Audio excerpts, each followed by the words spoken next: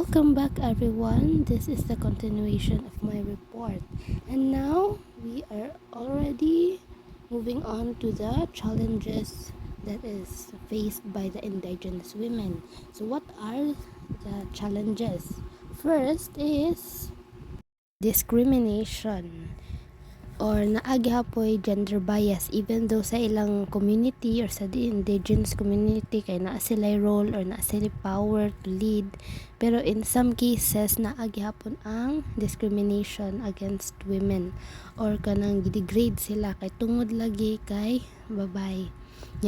Also cultural bias sad kay kanang kon sila lockdown sila because of their community or sa ilang pagka-indigenous. Like for example, kay needed nga moadto sila og Korte Suprema or kanang murag na sila gusto ipahayag sa government ba. And some of the government official may not take them seriously. The next challenge is the limited access to education and leadership roles. Meaning nga, dili sila kaayo mahatagan og mga oportunidad sa pag-eskwela or sa pag-study. Kaya diba layo man na sila sa kanang mga mainstream society nga dool sa mga eskwelahan. So even though nga capable sila, na sila kaya, bansay sila, na sila strong leadership, dili gihapon kayo nila maximize ilang talents or skills. Like for example, katong akong gitabian ganiha nga katong protectors of lands. So kung nay nagmina sa ila, niya dayon ila nang gisumbong sa ilang dako-dako, niya dayon they choose to kanang protect their land gyud niya ngadto sila sa korte. Niya ila nang i-present nga kanang kaso. Even though nga kuan gyud na sila kaya no, kay dili nila ma-present gyud totally, kay dili man kay sila makasabot or makahibaw kayo sa pamaagi or balaod sa kanang kuan mga na sa government.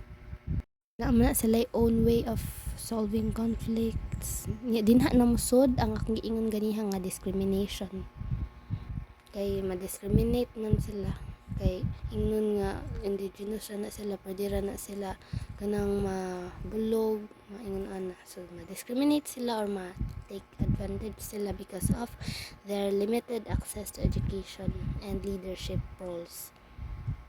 And about diri sa leadership roles no, even though leader sila sa ilang komunidad dito sa ilang tribo, dili man na ma-recognize sa mga kuan outside sa ilang community.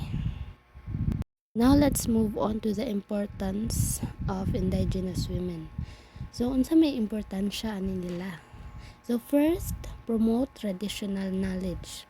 So kaning mga indigenous women, they carry knowledge passed down through generations. Kay kaning mga babae mao man sila pasahan sa mga culture, mga ways of life sa ilang mga ginikanan. So ang kanasang babae sad nang ipasa sa iyang mga anak, sa iyang mga apo, like kanang ilang ways sa pag resolve og mga conflicts, ilang nang itudlo sa ilang kanang mga younger generations, ilang mga kuan laws sa ilang komunidad, mga environmental care, ang katong mga how to protect your land, katong how to kuan the disputes.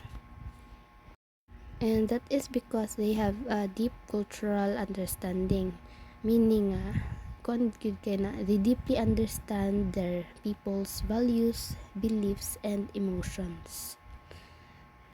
And that results nga they will be able to use culturally appropriate solution sa ilang mga problema nga pass down. Mauna sad na no, nasod na sad akong giingon ganiha kaning ikaduha nga promote cultural understanding, nga kaning mga women mauna sila mo tabi mo initiate og mga kanang cultural understanding sa mga younger generation, sila magtudlo ani. And lastly, lead at the grassroots level. So unsa man din ning grassroots, mga dahon-dahon? So grassroots means unsa man? It means nga leadership that comes from community itself, not from outside. Kaya di ba niingon ko ganiha nga na sila ways of resolving conflicts, ways of life. So kaning grassroots meaning naa sa ay kanang comes from their community, dili sa outside sa ilang community nga mga ways, mga balaod sa ilang community. Example ani, instead nga mag-wait sila o kanang government nga interrogation, kay naa na sila way sa pag resolve sa ilang mga conflicts, like ang ilang mga silingan nag-away-away or katong naay rido. So dili na sila maghuwat pa sa kanang naitanod or mga lag kapitan baron. So, na sila unsad nga kanang mga role sa ilang komunidad. Muact na sila immediately kung naay conflict nga mo kanang mahitabo. And that's all for my report sa Indigenous Women and Peace Building. So I hope you learned something.